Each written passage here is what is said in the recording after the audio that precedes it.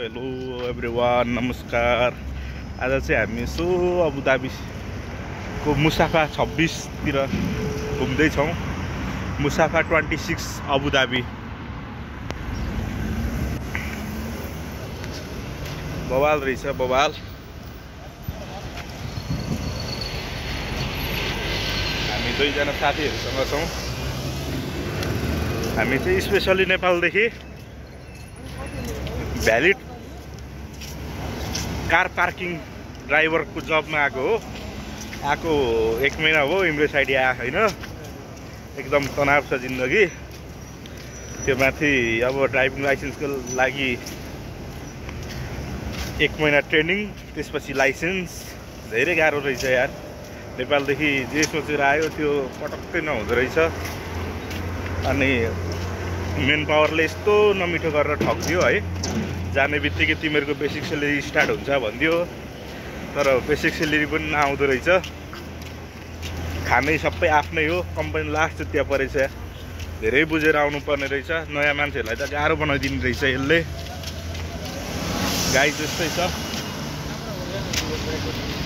यसो सबैले माया गरिदिनु हुँदो रहेछ। कोही कोही बेला भिडियो हालिरहेको हुन्छु। प्लिज सब्सक्राइब पनि गरिदिनु होला सबैजनाले। जेब्रा क्रसिङमा गाडी रोकिदिन्छ मजाले। बिन्दास भएर जान मिल्दो रहेछ।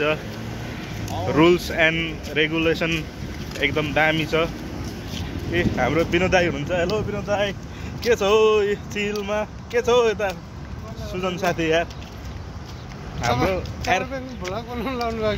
एयरपोर्टबाट एउटा सानो भिडियो नि गरेका थियौँ, तर त्यसमा चाहिँ केही आएन। कसैले हेरिदिनु भएन। त्यो चाहिँ अलिक गुनासो लागिरहेको थियो है। यस्तै छ, चल्दैछ। गर्मी यार, धेरै गर्मी। नेपालमा 40-41 सम्म त खप्या हो। यहाँ त 51-52 सम्म जाँदो रहेछ। जोरै फुटाउने घाम लाग्दो रहेछ। धेरै गाह्रो छ खाडीको जीवन। सब्सक्राइब चाहिँ प्लिज गरिदिनु होला है। सबैमा अनुरोध गरेँ। आजलाई चाहिँ यति भन्दै छुटेँ। कोही कोही बेला यसो अब यो भ्यालिड पार्किङ जबको पनि म भिडियो बनाउँछु।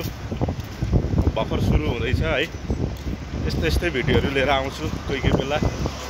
हस्, धन्यवाद।